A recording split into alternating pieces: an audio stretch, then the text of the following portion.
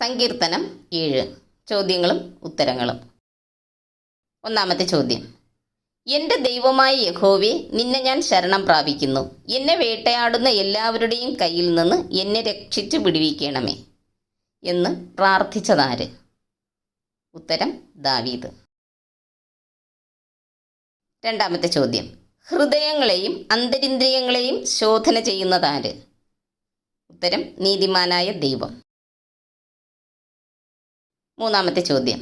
എൻ്റെ പരിച ദൈവത്തിൻ്റെ പക്കലുണ്ട്, അവൻ ഹൃദയ പരമാർത്ഥികളെ രക്ഷിക്കുന്നു എന്ന് പറഞ്ഞതാര്?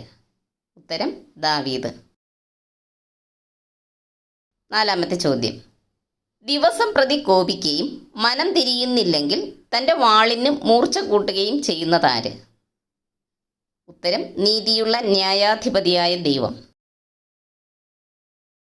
അഞ്ചാമത്തെ ചോദ്യം.